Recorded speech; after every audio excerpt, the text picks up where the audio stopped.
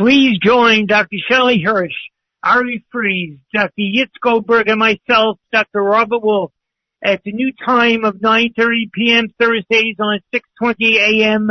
and 102.7 FM for our important and widely acclaimed show, The History of Jews in Israel. We present the facts related to the history of the Jewish state in Israel and knock down the lies and falsehoods related to the Jewish homeland. You can also now email us at blueandwhitefacts@gmail.com. That's blueandwhitefacts@gmail.com. Come listen to the truth. Rewarded with all sorts of applause. Usually 90% of the people get in touch with me and said it was the right thing to do. 5% were absolutely furious that I'd left the BBC because why would... In our widely acclaimed and quoted series, History of the Jewish State in Israel, at our new 9:30 p.m. time on Thursday evenings. We announced last week our email for people to reach us and be on our list of those to receive copies of the shows once the series is concluded. This email is blueandwhitefacts@gmail.com. That's blueandwhitefacts, no spacing, @gmail.com. At the conclusion of this series, we will be providing listeners, interested parties, and opinion leaders with key data to be used to counter the stream of lies and falsehoods being daily presented in the media and in dialogues between people. It is critical, absolutely critical, that we each have this factual material easily available to make sure that the lies and falsehoods don't go unrebutted. Any listener wishing to reach us in the studio can do so by calling 718-303-9090. That's 718-303-9090. In last week's show, we presented a long list of caring and generous acts that the IDF has done all over the world and for people of every race and religion who have faced dire situations and consequences in their lives. Hardly the acts of an apartheid state. Moreover, this assistance has also been given generously to all Israeli citizens, whether they be Jewish, Christian, or Muslim. This discussion reminded me of my constant experience of passing street corners in every major Israeli city and observing people of every race, every religion, and every ethnic background waiting to cross at the street corners. The mix that I and everyone else observed of this pan-cultural and pan-ethnic quality of domestic life is all part of Israeli life, normal Israeli life. People of every race and background standing proudly side by side without concern for their skin color or background. Indeed, the last 25 years has seen a large migration of newly declared Jews from every continent in the globe. The more well-known groups are the Falasha from Ethiopia, the B'nai Menashe from India, the Lemba, all 2 million of them, from South Africa and Zimbabwe, and the Abu Yudaya from Uganda. But there are also flourishing Jewish communities in Mexico, El Salvador, the Cameroons, Ghana, Honduras, Kenya, Tanzania, and Nigeria. They have sent significant numbers of immigrants to Israel to live and enjoy the same benefits of Israeli life as all others, and live together in harmony and caring and assistance to one another. Incidentally, most of these countries have Hebrew day schools, mikvahs, and synagogues, and bring with them those observances when they move to Israel. Their adjustment into Israeli society reflects the mixture of Israeli life and the mixture of people living side by side in the state of Israel. And now, Shelley, thoughts about your concerns about anti-Semitism as you have been brilliantly presenting. Thank you, Bob. Good evening, everyone. Once again, our sincerest thanks to all of our listeners. If there is one lesson to be learned from all that is unfolding before our very eyes, is that what is was and what was is. What is clearly unfolding is a reawakening of anti-Semitism and anti-Zionism. But not just in word, but in deed.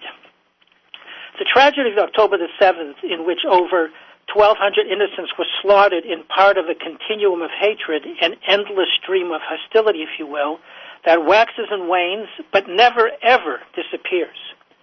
Even when times seem good, things are going well, and all appears promising, this deeply ingrained hatred of the Jewish people waits excitedly by the door. It waits for the door to swing open so that it can pounce forward and profess its hatred. It seeks to do away with all Jews, wherever they happen to reside. In 1848, French writer Alphonse Karra noted that the more things change, the more they stay the same. As mentioned in earlier presentations, the hatred of Jews has been a persistent cancer that long preceded the Holocaust. Yet despite the murder of 6 million Jews, anti-Semitism remains alive and well across Europe and the world at large. Poland's pre-war Jewish population outnumbered that of all other European nations. It numbered approximately 3.3 million Jews. Of the nearly 3.5 million Jews, 3 million were exterminated during the Holocaust. Nearly 90% were wiped out. Those who survived did so by the grace of God. A lucky few managed to remain hidden. Some fled to Russia and other countries, while others escaped from or miraculously survived labor camps and extermination centers. After the war, a smattering of these Jews who survived returned to their villages, towns, and cities, hoping by some miracle, by the grace of God, to locate relatives, to perhaps find loved ones or friends who may have somehow survived, somehow avoided the angel of death. It was unlikely, but perhaps, just perhaps, by some miracle, some had in fact survived. Many of those who returned to their homes soon came to discover that nothing had changed. Despite the suffering, despite the mass murder of millions of Jews, the hatred persevered. The hatred had not lessened and was as robust and deadly as ever. What had for so long been ingrained in Poland's mindset, for example, its DNA, could not be removed. Survivors after the war were once again ridiculed, subjected to threats, beatings, and pogroms. Even after the Holocaust, even after the death of millions, the script remained unchanged. Jews were once again set upon, beaten, or killed. Now, to gain some insight into this unfathomable outpouring hatred, let us examine two pogroms that occurred in Poland, one prior to and the other short time after the Holocaust. This may help us in trying to comprehend how this hatred continued to exist despite nearly 90% of Poland's Jews having been exterminated. The first pogrom occurred in Jedwabne prior to the Holocaust, and the second pogrom in Kielce soon after the Holocaust. The pogrom in Jedwabne in particular had long been overlooked, but would eventually capture the public eye following the release of a most notable work by Jan Gross entitled Neighbors. Nearly the entire Jewish population of Jedwabne had been murdered, not by Germans, but by Polish neighbors. The Holocaust is an event that leaves us all in a daze, a state of confusion. The pogrom in Jedwabne is one singular event that offers a sneak peek at a time that for most of us is beyond comprehension. Jedwabne offers a flicker of light that enables us to appreciate the unimaginable level and sheer depth of anti-Semitism that has long been deeply implanted into those who sought our destruction. Now, Jedwabne, a small town of 3,000 northeast of Warsaw, Poland, a pogrom of unfathomable brutality occurred on July the 10th, 1941. The Nazis had invaded in 1939 and occupied Poland. This occupation opened the door for an anti-Jewish free-for-all. Recognizing the anti-Semitic fervor voiced and openly displayed by Germany, the Poles felt they had a free pass. They could do as they wished when it comes to dealing with the Jews in their midst. After all, what united the Germans and the Poles was their shared hatred of the Jewish people. Poles felt no restraints. They could go about and do as they wish. The pogrom began with one Jew set upon and stoned with bricks, while another died a gruesome death having his eyes and tongue cut out. A town meeting was held, and it was decided to do away with all of Jedwabne's Jews. Jedwabne's mayor, Karolak, was in full agreement and pushed to move ahead without delay.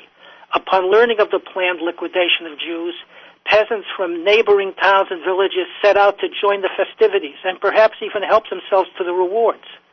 Metal hooks and wooden clubs were used to sever Jewish heads from their bodies. Like soccer balls, the severed heads were joyfully kicked about by killers and bystanders. Doesn't it sound just like Hamas? The very same killers, in fact. After witnessing all that was unfolding before their eyes, Jewish women ran to a nearby pond, drowning themselves along with their babies. Those Jews who managed to survive were herded together in the town square and were beaten with clubs and stones. These hapless Jews, men, women, and children, were then placed in a wooden barn that was then set ablaze. All perished. 1,600 Jews were slaughtered. In Neighbors, a shocking and compelling classic of Holocaust history, Jan Gross reveals how Jedwabne's Jews were murdered, not by faceless Nazis, but by people who knew them well, their non-Jewish Polish neighbors. Neighbors shows how many Poles, although victimized by the Nazis, could casually victimize their fellow Jewish neighbors. Knowledge of the massacre did not become widespread until 1999 to 2003. Now, let's quickly get to the notable past Holocaust pogrom in Kielce, Poland.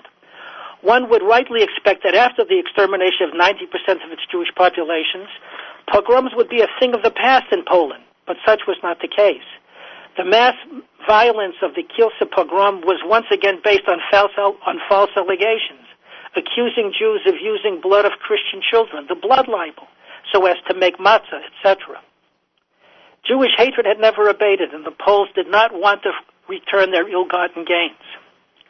While other lesser-known pogroms occurred in post-war Poland, the Kielce massacre was decisive in convincing many Polish Jews that the time to leave was now.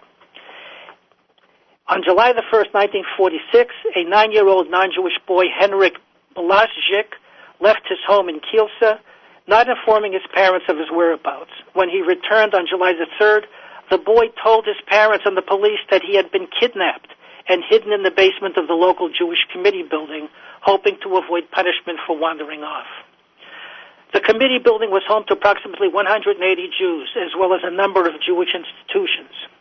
The local police went to investigate the alleged kidnapping, and upon entering the building, soon discovered that the building had no basement. The boy's story began to unravel. Yet angry Poles, along with approximately 1,000 workers from a nearby steel mill gathered outside the building. By day's end, civilians, soldiers, and police had killed 42 Jews and injured 40 others. The violence nevertheless did not stop. Wounded Jews taken to local hospitals were beaten and robbed by soldiers. Those Jews who were in the hospital were often assaulted by other patients. A civilian crowd approached one of the hospitals and demanded that the hurt Jews be turned over, but the hospital staff refused.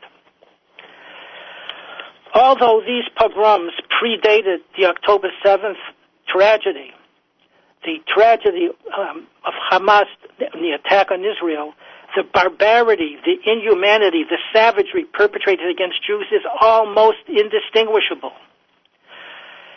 In conclusion, we must never brush aside, never forget our long and rather complex history. History has been referred to as a vast early warning system. Learning from our history is one of the keys to our safety and survival. The hatred remains. We must remember and never forget. At this point, I would like to turn the microphone over to Ari. Ari, it's all yours. Thank you. Thank you, Shelley. So before I start delving into tonight's topic, which will be the War of Independence in 1948, or as it's referred to by Palestinians, the Nakba, catastrophe in Arabic, I think it's important that we go over two basic ideas that we've already covered in previous shows, which will hopefully be available soon. And so I'm trying to hopefully provide a lens through which we can view the events of 1948. So, number one, as we've discussed before, the Jewish people have an ancient history and connection to the land of Israel. That history and connection predates Islam, and it predates Palestine, which was called Judea before the Romans called it Palestine, which ironically is derived from a Hebrew word. And by extension, if it predates Palestine, it predates the Palestinians as a people. So again, the Jewish connection to Israel did not begin with Zionism in the late 19th century. So myth number one was that the Palestinians were there first. Not true. That's point number one. Point number two, and again, there's another show, we gave a quick, about 10-minute overview of the migration of Jews from 70 CE, when the Second Temple was destroyed, to 1897, when Zionism began. And the point of that exercise was to illustrate that the Jews did not come from Europe. Israelis are not just European colonizers, which is myth number two. Jews were in Israel before they were in Europe. And not only that, half of the Jews living in Israel today are actually from Middle Eastern countries or Africa. They are not, I'm putting this in air quotes, they're not white. They are refugees or are descended from refugees from these countries. So this narrative that the white Jews displaced the brown indigenous Palestinians, the ultimate act of racism, by using their tragedy to justify causing yet another one, that is completely false. And also, if that's false, the whole notion should be turned outside its head of, somehow eliminating Israel would be righting a wrong. Okay, we have an ancient connection to the land of Israel, and we are not colonizers. We were expelled from our homeland by a colonizer who renamed our land, thus stripping us of our identity and history. Okay, so now that we've got that out of the way, immediately after Israel declared its independence in 1948, this new country was attacked by the following countries: Lebanon, Syria, Iraq, Jordan, and Egypt, with military support from Libya, Saudi Arabia, and Yemen. And as we saw on October 7th, these armies targeted civilians, and the Israeli army responded by attacking military targets. That's a pattern that has repeated itself again and again until today. Now here, it's important to understand. The goal of Israel at this point was defending itself. This was not a war of aggression or expansion from the Israeli side, but the goal of the Arab armies was to exterminate the Jews. Okay, this was not a fight for a free Palestine for free Palestinians. There were battle cries of murder the Jews and drive the Jews into the sea. Sound familiar? Azam Pasha, the Secretary General of the Arab League, said this about the war, quote, "This will be a war of extermination and a momentous massacre which will be spoken of like the Mongolian massacres and the Crusades." The Grand Mufti of Jerusalem, we can do an entire show on just him, Hajj Amin al-Husseini, who was appointed by Britain and was the leader of the Muslims of Palestine. Now, before I go into him and what he did, let's see what a Palestinian-American former literature professor at Columbia had to say, Edward Said. He said, quote, Husseini represented the Palestinian Arab national consensus, had the backing of the Palestinian political parties that functioned in Palestine, and was recognized in some form by Arab governments as the voice of the Palestinian people. So who was he? In short, he was an ally of Hitler's. He lived in Berlin during World War II with Hitler serving as a consultant. Here was his request of Hitler in dealing with the Jews. In a way, he said, that was consistent with, quote, the racial interests of the Arabs and along lines similar to those used to solve the Jewish question in Germany. Here's another winner, a quote of Husseini's. Quote, our fundamental condition for cooperating with Germany was a free hand to eradicate every last Jew from Palestine and the Arab world. I asked Hitler for an explicit understanding to allow us to solve the Jewish problem in a manner befitting our national and racial aspirations and according to the scientific methods innovated by Germany in the handling of its Jews. The answer I got was, the Jews are yours. And how did he refer to the war in 1948? He called it a holy war, calling for Muslims to, quote, murder the Jews, murder them all. And that, South Africa, is genocide. He was deemed a war criminal in Nuremberg. But what did Yasser Arafat say about him? He said that the significance to the Palestinian people was he was, quote, our hero. Okay. So we've established the nature of the war in 1948. And what happened as a result? Well, the land captured by Egypt and Jordan, which was initially allocated to the Arabs, we're going to get to that in a second, wasn't given over to the Palestinians. Egypt occupied Gaza. Jordan occupied the West Bank. Again, no calls for an independent Palestine. So where were the protests against those occupations? And you may say, well, hold on a second. Wasn't the war justified? How could Israel declare its independence in 1948? Okay, let's go back a little bit. The UN Partition Plan of 1947, which was the original two-state solution we've heard so much about. There was land designated for Jews, and there was land designated for Arabs. That was the Partition Plan. Now, the land designated for Jews was in areas that were already majority Jewish. This wasn't Arab or Palestinian land, just historical facts. And also another historical fact, the land of Israel became the property over time of numerous empires, starting with the Romans. There was no country Palestine. In fact, what was the last independent state in the land? It was the Jewish state that the Romans destroyed in 70 CE. Now, much of the land that was designated for the Jews was swamp and desert that they made fertile by their own efforts. 60% of the Jewish state was going to be the desert in the Negev, while the Arabs were actually going to occupy most of the arable lands. Not only that, the Jewish land was going to be non-contiguous and separated by Arab land.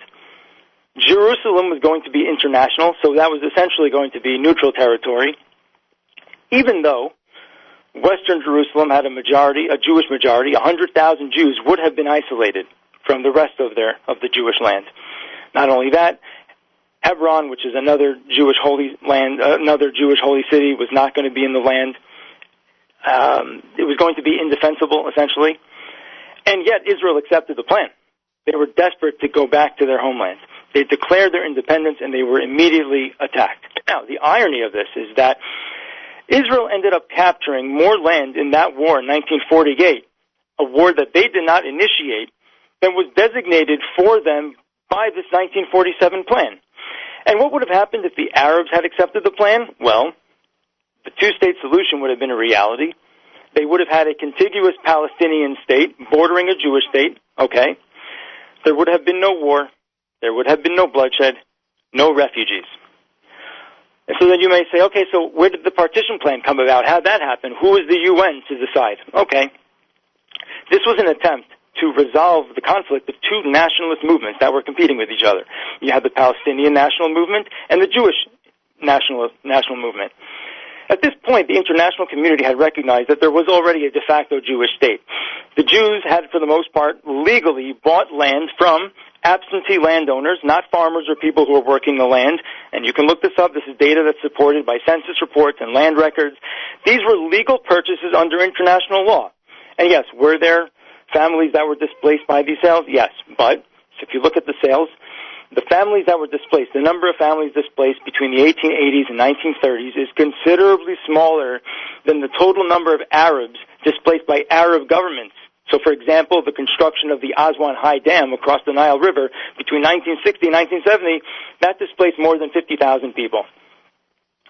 So what about these refugees? So for starters, the 700,000 figure is questionable. There's really no consensus over that. Anywhere there's a range between 472 and 750,000. So, for example, the UN mediator on Palestine said there were 472,000. Israel said 520,000, and there's some Palestinians say it was up to 900,000. There's no consensus. There's also no consensus on the circumstances of their leaving. Either these were people who fled to escape the war, again, a war not initiated by Israel, or, and it's probably a combination of the two, Arab commanders directed these people to leave so that they conduct their military operations. And yes, Israel also expelled Arabs, but for strategic military reasons. They were fighting a war. There were local Palestinian communities that were providing a base for the Arab armies to launch their attacks, because the Palestinians had already started attacking after the partition plan, before the invasion of the surrounding armies, because there was a gap. They started attacking December 1947, and Israel declared its independence of May 14th, 1948, about 6 months. So during that period of time, an estimated 75,000 fled. Now, notice how they were allowed to leave, and they left for Arab-controlled areas. The Israelis didn't murder these people. They weren't ethnically cleansed. The same can't be said for the Jewish civilians. Arab armies did not allow Jews to leave, and they killed people who even surrendered. And even the existence of the refugee problem proves there's no genocide. It was true in 1948. There was a refugee problem because they weren't murdered. And it's true today, where we've seen the refugee population has grown almost 9 times since 1948. It's not genocide. So the point is this. If the refugees were a result of the war, how can we blame Israel when they didn't start it? Bob?